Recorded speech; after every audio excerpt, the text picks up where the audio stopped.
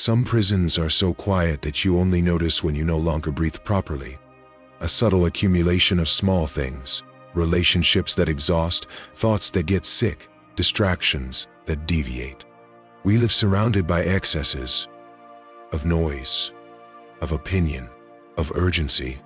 But what really weighs is what you tolerate in silence. There are things that do not scream, but will suffocate you slowly. And you allow it. By custom, by fear, by attachment. Stoicism teaches that strength is not in accumulating, but in letting go. Not in resisting everything, but in knowing what to let go. Because there are battles that are won not with confrontation, but with absence. And there are burdens that are not overcome. They let go. This video is a call to the essential, to the simple, to what remains when the rest goes away. Not as a break, but as a return. A return to what is light, whole, and whole. Before you follow, leave in the comments. Today I eliminate what takes away my peace. Let this not just be a phrase. Let it be the beginning of a healing silence. Number 1. Eliminate the need to be right all the time. How many times have you felt a heat rise through your body just because someone disagreed with your opinion? Or have you realized too late that you have turned a simple conversation into a battlefield by insisting on the need to be right? We are not just talking about pride or stubbornness, we are talking about something much deeper. The silent fear of being vulnerable, of accepting that maybe, just maybe, you might be wrong. See, wanting to be right is not bad in itself. After all, we all want clarity, coherence, solidity in our thoughts. The problem arises when this desire becomes a constant demand, an almost automatic impulse to defend our opinions at all costs, as if admitting a mistake meant admitting weakness. And this is where the danger lies, because this desire to be right all the time deprives you of something much more valuable: the ability to listen, to grow, to evolve. Can you argue that you are just being coherent, but is it true? How many times have you defended a point of view not because you believe deeply in it, but because you wanted to prove to others, and perhaps yourself, that your word had value? How many times have you preferred the victory of a debate over the harmony of a relationship? The Epictetus philosopher reminds us of something essential. When we believe that we already have all the answers, we stop learning. Blind conviction is not a sign of strength but of stagnation. It builds invisible walls around it, preventing new ideas, perspectives, and relationships from entering your life. You can win discussions, but lose something much more significant: the chance of actually growing. To eliminate the need to be right is not about giving up your convictions. It is about cultivating humility to understand that you do not have all the truths. It is to understand that a conversation does not need to end in victory or defeat. It can simply end in understanding. It requires courage because recognizing that you may be wrong puts you in a vulnerable position. But it is precisely in this vulnerability that lies your greatest strength. Stoic wisdom invites us to practice the art of listening. When you choose to listen, you make a radical choice: to understand rather than to convince. Instead of interrupting, you listen. Instead of reacting, you breathe. Instead of fighting, you accept the possibility of changing your mind, or at least better understanding the position of the other. This does not weaken you. On the contrary, it strengthens you in a way that few people can perceive. Because when you listen attentively and without hurry to hit, it makes room for deeper and more authentic connections. And that can happen silently. You don't have to declare that you have changed or that you are trying to listen more. Simply act differently.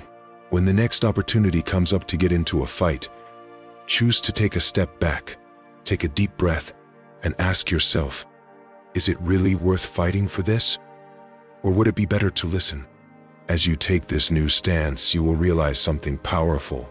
The inner peace that you so much seek was hidden behind the habit of reacting impulsively. This constant need for affirmation does not disappear overnight, but can be dissolved to every conscious decision you make. Start by observing your inner reactions when they disagree with you. Note the discomfort, but do not give in immediately to the urge to react. Observe, breathe, question, and then, only then, decide whether it is really worth moving forward or whether it would be wiser to let go. Because by abandoning the need to be right all the time, you choose true freedom, freedom to be at peace, even when others disagree. And that, yes, is strength. Not the noisy force of confrontation, but the silent and powerful force of understanding. Are you ready to silently eliminate this mental prison that so limits your life? Wow! Number 2, eliminate the habit of reacting to everything. Have you noticed how much your energy runs out by constantly reacting to everything around you? An unexpected criticism, an opinion contrary to yours, a cross-eyed look, and there you are, reacting impulsively, as if every little detail had the power to define your emotional state. Every time you react to everything, you give the command of your emotions to people in external situations. Without realizing it, you become vulnerable, at the mercy of circumstances that, in fact, should not have so much control over your life. This is because you confuse reaction with power. You believe that responding immediately demonstrates strength, when in fact it reveals only lack of control. The habit of reacting to everything wears you out more than any real adversity.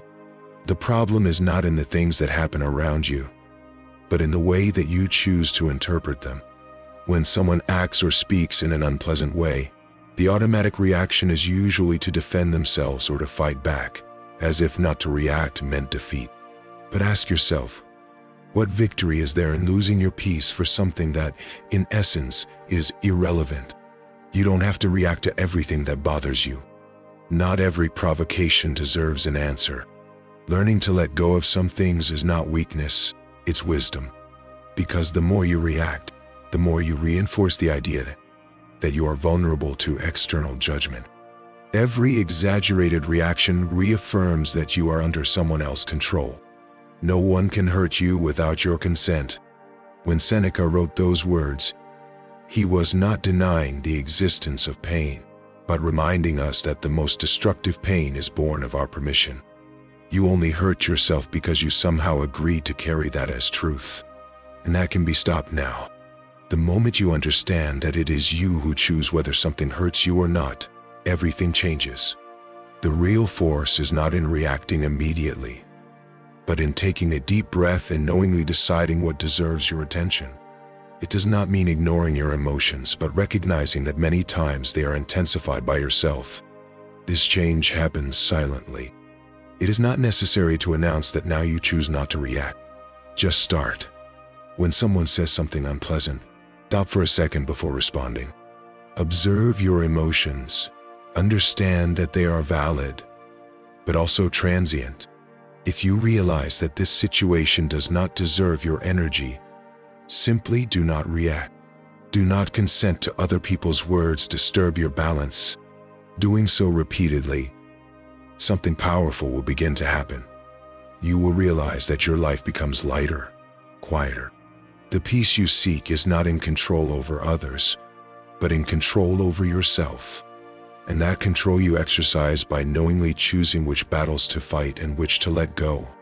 The freedom not to react is precisely in understanding that your tranquility is worth more than any discussion, provocation, or opinion. It is to realize that you do not need to prove anything to anyone. Every time you stop reacting, you recover a part of your emotional autonomy. Therefore, silently choose your answers. Reacting is human, but reacting to everything is voluntary suffering. Eliminate this habit and discover a life where the real power is to remain at peace, no matter what happens around you. Number 3, eliminate the illusion that motivation will come first day.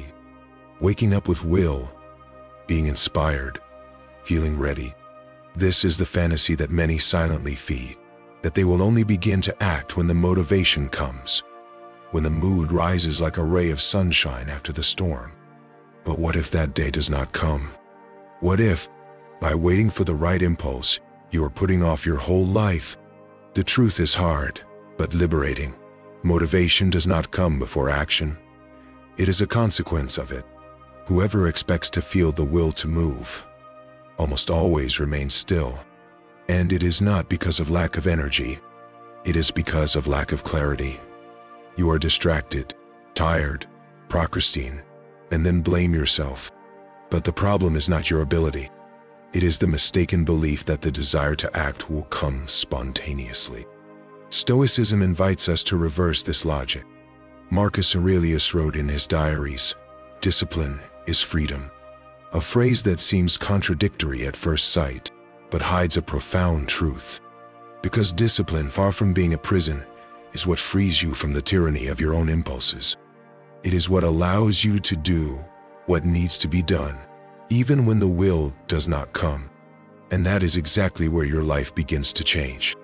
When you act not because you want to, but because you choose to be someone who fulfills what you promise, even for yourself.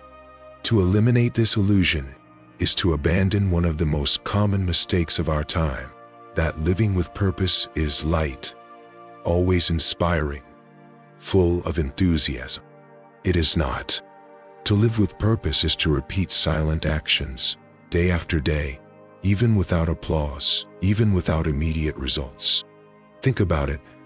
How many times did you stop doing something important just because you weren't in the mood? How many projects were in half because the initial emotion dissipated? And how many versions of you, stronger, more focused, more whole, got in the way because you expected to feel like it before you acted? Real transformation happens when you understand that feeling comes later. First, you get up. You do. You insist. Motivation appears as a reflection of commitment, not as a starting point. And that can also be done in silence. You do not need to announce to the world that you are being disciplined. Just be. In the beginning, it will be uncomfortable. The body will resist. The mind will try to negotiate. But in time, what seemed effort becomes habit. And the habit becomes identity. The discipline builds roots. It creates a firm structure where before there was only intention. And ironically, it is precisely this structure that will give you freedom.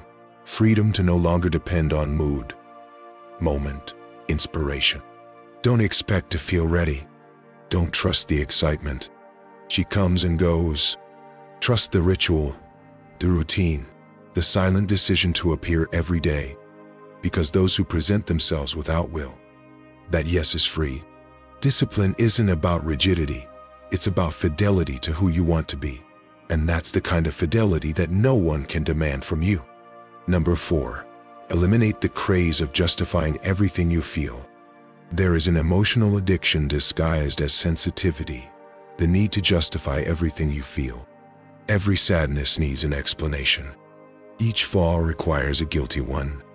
Every mood swing becomes a thesis. I'm like this because of stress. It's what he said. I've always been very sensitive. You stack up justifications like someone trying to make sense, but it only reinforces prison. Legitimate pain, when explained too much, becomes argument. Living emotion, when defended with too much, becomes identity. And from so much to explain, you begin to cling. From so much labeling what you feel, you forget to simply feel. You are not seeking understanding. You are trying to control the uncontrollable. Musonio Rufo, in his notes, said, "It is impossible to live well if you cannot bear what you feel. And to endure is not to repress. It is to welcome without turning everything into speech." Not every emotion is a problem to be solved. Some are just movements of the soul that need to go through. And they pass when you stop fighting them so hard. But the modern mind doesn't accept that. It wants to understand everything, to name everything, to justify everything. And in this effort, it transforms passenger states into permanent states. You begin to live as if your sadness was a fixed part of who you are, as if fear was a trait of character, as if your pain was too justifiable to be left. But there's a way out, and she's quiet. Stop narrating. Start dwelling. When something hurts you, don't look for an explanation. Look for a presence. Feel what happens firmly, without hurry. Let emotion have a place for a while, but don't build a house for it. Don't offer furniture. Don't call it yours. Because every time you justify an emotion, you invite her to stay in everything that stays too long, contaminates. You don't need to be a walking thesis. You shouldn't defend yourself all the time from what you feel. There is dignity in simply going through a difficult time without having to explain anything to anyone, not yourself. Instead of looking for whys, look for presence. Instead of fighting emotion, be the rock that supports it. That's how you stop suffering inside without stopping feeling. That's how you live well, even when emotions come as a storm. And when the silence comes, the one that comes when you stop justifying and just breathing, you will notice something that no analysis has given you to date: peace. Number 5. Eliminate attachment to the idea of total control. You try to organize the day, predict unforeseen events, anticipate reactions, calculate speech, and yet something comes out of place, and that's all it takes for the world to collapse from the inside. An untimely word, a delay, a slight disagreement. The plan fails, and along with it, your peace. What hurts, however, is not the event itself. It is the illusion that you fed on it, the desire for everything to go exactly as imagined, the belief that if you tried hard enough, you could control the uncontrollable. Cicero warned us with precision. What afflicts men is not the things themselves, but the opinions they have about them. Suffering begins when you confuse expectation with right, desire with certainty, control with security. To eliminate attachment to total control is not to give up responsibility. It is to free yourself from the tyranny of the impossible. You have not come into the world to adjust the tides, but to learn to sail. You cannot stop the wind, but you can lift or collect your sails. That difference changes everything. Stoicism teaches us that trying to control everything that happens around you is like trying to hold the water with your hands. The harder you do, the more it escapes. Lightness comes when you accept that there are things that do not depend on you, and that does not weaken you, makes you wise. Real control is elsewhere. It is in the way you decide to respond to what you did not choose. It is in the way you breathe in chaos, how you hold the word when it comes full of poison, how it keeps the direction even when everything seems uncertain. It is not a battle against the world. It is a silent decision made internally, not to allow the outside to dictate its interior. To stop measuring its value by what you can control, and begin to measure it by the clarity with which you stand, even when everything around it changes. This choice, to let go of what was never yours, is a gesture of extreme force. Because giving up control is to give up pride, the need for perfection, the false security of predictability. It is to walk with the lightness of those who know that they can trust themselves, even when they cannot trust the circumstances. Peace does not live in control. It lives in the firm acceptance that within you, there is something that no unforeseen thing can take away. And it is this silent center that you must protect, cultivate, and live from it. Number 6, eliminate excess that does not serve you. There's a kind of suffocation that doesn't come from lack but from unbiased abundance. You wake up, and there are more stimuli than peace, more messages than you listen, more obligations than direction. The world offers you everything, and in return, it takes your silence. And the more you accept, the more you lose. The excess surrounds you. He wears the name of productivity, progress, success. But he is only distraction disguised of importance. And the constant distraction, gradually, takes you out of real life, the one that is not measured in goals, but in presence. The one that does not accumulate, but dwells. Cleaners whispers to us through time, nothing is more useless than over-suffocating what is needed. And if you listen attentively, that phrase weighs like a long-ignored truth. Because it is not what is missing that paralyzes you. It is what remains without purpose.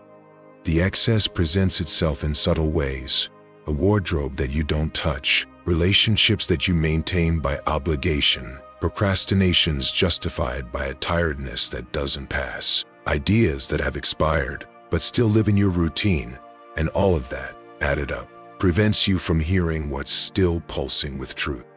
But to eliminate is not to abandon everything. It is to choose. It is to recognize that not everything deserves to remain, even if it has cost dearly, even if it has made sense one day. To free yourself from excess is an act of spiritual maturity, because attachment is often not affection, it is fear. Fear of emptiness. Fear of discovering that you are worth more than all that you carry. There is a point where comfort turns into weight, and when that happens, the soul begins to wither in silence. You have felt this, an exhaustion that does not come from doing too much, but from supporting what does not make sense anymore. An internal noise that grows as you try to keep all parts of a puzzle that does not even represent you anymore. The Stoic who chooses to live with the essential is not a renunciant. He is a guardian of what matters. He knows that everything, every commitment, every thought occupies a space, and that this space is sacred, because he is finite, and finitude is that which transforms any choice into an act of power. Start small. A drawer, a night habit, a thought you haven't revisited in years. Ask, does it still serve me? Does it still represent me? Does it still move me? And when the answer is no, have the courage to let go. No drama, no ceremony. Just let go. You'll notice that the emptiness you were so afraid of is not absence. It's clean ground, it's air that comes back, it's clarity that comes. Because when you take away what doesn't fit you, what serves you finally has where to bloom. Eliminating excess is making room for what's alive, and all that's alive needs space to breathe. Take this with you. The essentials do not compete, do not demand, do not weigh. It just stays silent but firm, like everything that really matters. Number 7, eliminate the custom of acting only when you feel like it. There's a silent pattern that empties your life inside, waiting to feel the will to act. You tell yourself that it will only start when the mood comes, that it will only end when the inspiration comes back. And then the days pass. The deadlines accumulate. The ideas age. And you keep waiting for a breath of motivation like those who wait for a visit that has never been invited. This waiting is a refined form of self-deception, because the will is fickle. It is affected by everything, by the mood of the day, by the food you ate, by the conversation you had, by the climate, by the memory that passed you without warning. To support your life in it is to build a house on quicksand. Every day, a different foundation. And with it, a new risk of sinking. Chrysippus in his sharp clarity wrote, "The reason is not an enemy of emotion, it is his guardian." He does not ask us to eliminate the feeling, but to put it in the right place. Emotion is a visitor. Reason, the foundation. When you act only when you want, it turns emotion into a driver. And she does not know the way. She wants intensity, not direction. She wants relief, not construction. She wants it now, even if it costs later.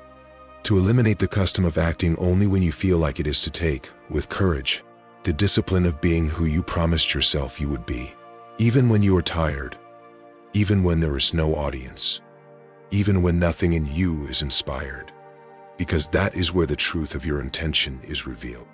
Procrastination is not, in most cases, a lack of time. It is over-concession. You negotiate with your own conscience. It justifies escape. It offers sophisticated excuses that only disguise inertia. And the most dangerous, you begin to believe them. But there is another way, and it is quieter, firmer, deeper. It is that of constancy.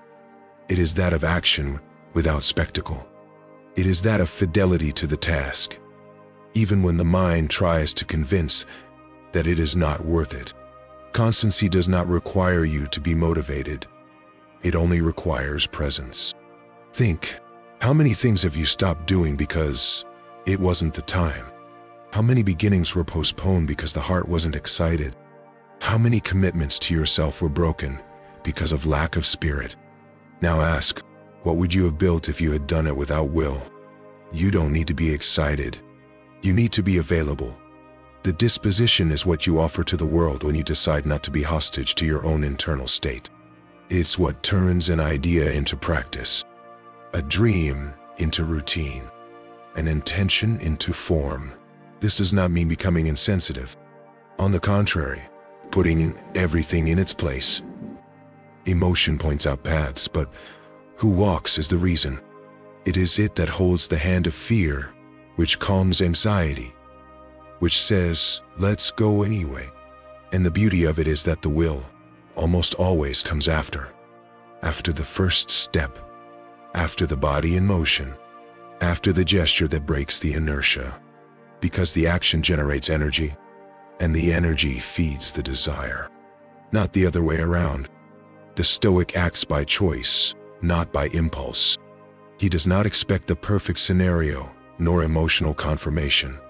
He decides, and then he feels what comes, because he knows acting with constancy is the only way not to be a slave to his own wills, which change with the wind. And this practice is intimate. You don't have to post, advertise, warn. Just show up. Sit down before what needs to be done. Give yourself up to the process with simplicity. If it's difficult, continue. If it's monotonous, breathe.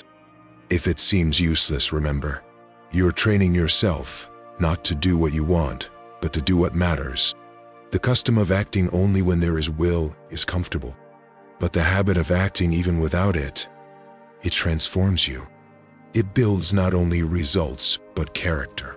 And character does not depend on emotion, depends on decision. So, the next time the will doesn't come, don't wait for it. Go without it. And discover that within your tiredness, your hesitation, your resistance, there is still an unexplored power. The power to follow anyway. Number 8. Eliminate constant escape from discomfort. You don't realize when it starts. It's a small, almost imperceptible choice. You postpone a difficult conversation. Avoid looking in your own eyes before the mirror. Ignore that nuisance that insists on coming back. And so, gradually, you build an invisible habit, that of escaping. Escape from pain, boredom, truth. Escape from everything that requires courage. Zeno de Citius, founder of Stoicism, went straight. Fleeing from pain is the beginning of all evils, because every escape accumulates. What you avoid today does not disappear. It turns into weight. An ignored discomfort is like a dark, locked room. You can pretend that it does not exist, but you know that it is there, waiting for the moment to charge the price. The pain, the discomfort, the frustration, they are not your enemies. They are signs, warnings of the body, of the soul, of life. You do not need to love them, but you need to listen to them. When you flee, you abandon yourself. When you face, you find your integrity. But there is a well-mounted emotional trap. The world offers you 1,000 exits, infinite distractions, immediate pleasure, elegant justifications. You learn to escape in style. You sink into social networks. You fill all the schedules. You dive into activities that anesthetize. Everything not to feel. Everything not to stop. Everything not to face the emptiness that arises when you silence. And that void scares because there's no script in it. There's only what it is, and what it is sometimes hurts. But what if pain is not a punishment? What if it is an invitation? Stoicism reminds us that discomfort is not the end, but the beginning of stoning. It is there, in friction between what you are and what you still need to become, that transformation is born. You want to grow up, but you don't want discomfort. You want evolution, but without friction. You want truth, but only the one that comforts. And so, you live a safe life, but shallow. To eliminate the escape from discomfort is to learn to remain. To remain even when the chest squeezes, even when the answer does not come, even when the silence bothers. It is to look in the mirror and admit, I am still in conflict, without hurrying to fix it. It is to sit before the doubt and say, I cannot know now, but I can endure it for a while. Courage is not the absence of pain. It is the willingness to cross it. And crossing does not mean running, solving, winning. It means walking slowly, respectfully. It means stopping filling holes with distraction and starting digging intently. Maybe the discomfort you avoid most is what you need. Maybe the bother is a seed of change. And maybe, just maybe, you need to stop running to start living for real. This choice, not to escape, is silent. No one will see you saying no to the escape, but you will feel, first as a greater nuisance, then as a deep relief. Because when you stop running, the pain stops chasing you. It sits next to you. And surprisingly, it begins to dissolve. You don't have to love the discomfort, but you have to recognize it as part of the way. You don't build a fortress without stone. You don't build clarity without a storm. The trouble when faced, you become an instrument. When avoided, you become a prison. So when the pain comes, don't run away. When the silence weighs, don't disguise. When the void arrives, don't fill it in haste. Allow yourself to be there, without having to understand everything, without wanting to solve everything. Just be. This by itself is already a revolutionary act. Because living isn't avoiding suffering, it's learning to grow with it. Number 9, eliminate relationships that diminish you. There is a specific tiredness that comes from being surrounded and yet feel alone. You talk, but do not feel heard. Share, but is interrupted. It exposes itself and receives judgment disguised as advice. It is present, but always trying to fit into a mold that is not made for you. Sometimes there's no fighting, there's no screaming, there's no betrayal, just an environment where your soul doesn't breathe. And yet you remain, because familiarity is a comfortable prison. Because you believe that maybe the problem is you. Because you're afraid that loneliness hurts more than that presence that hurts in silence. But Arian wrote firmly, no one grows under the shadow of those who prevent it from moving. Life asks for movement, expansion, transformation. And none of these things is possible in a space where you need to shrink to fit. Relationships that diminish you are not always explicit. Sometimes they reduce you with cold praises, with constant absence, with the look that does not recognize your change. Other times, with the fixed expectation that you are always the same, the old version, the convenient version, the controllable version. And you, out of loyalty, go on, adapt, cancel yourself, silence yourself, until you begin to forget who you were before you mold yourself so much. But living requires rupture, not always with the other, but with the pattern, with the idea that maintaining bonds is more important than keeping yourself, in the fear of disappointing those who no longer see you as you are. To eliminate these relationships is not to be cruel, it is to be true. It is to recognize that there are connections that have fulfilled your cycle, that some bonds have become current, that there are companies that, instead of adding, paralyze you. You don't have to shout. You don't have to make a scandal. The most powerful decision you can make is silent. It's the one where you choose to distance yourself with dignity, decrease frequency, reduce delivery, protect your internal space, and then something curious happens. When you give up what you exhaust, your energy begins to come back. Your intuition gains voice. Your laughter reappears for no reason. Your solitude ceases to be empty and becomes home. You understand that not every absence is loss, that there are bonds that, when they break up, reveal how much you were trapped, and that true love in friendships, affections, connections is the one who sees you whole and yet invites you to grow. To relate well is not to collect people, but to recognize where there is real exchange, where there is fertile soil, where there is room for you to be as it is, and how it is becoming. And from that recognition, you become more selective, more honest, more faithful to your own soul, because you finally realize that you can't live whole in pieces. So look sincerely at your relationships. Notice what vibrates and what erases, what you invite and what chokes, what you still exist for affection and what you keep out of fear. Then, silently, choose. And may this choice be a form of rebirth. Number 10. Eliminate the waste of your days. You wake up, you pick up your phone, you open a notification, you slide your finger. Half an hour has passed. You don't even notice. Later, you watch something that doesn't move you. You enter into a conversation that doesn't interest you. You postpone what needs to be done. And when the day ends, there comes that strange void. You've been busy, but you haven't actually lived. Catan, the younger, a stoic symbol of firmness and integrity, said with severity, losing time is a kind of slow suicide. And there is no exaggeration in that sentence, because the time you waste does not come back. It cannot be corrected. It cannot be remade. Every day that fades without presence is a part of you that dissolves in what does not matter. But the problem is not punctual error.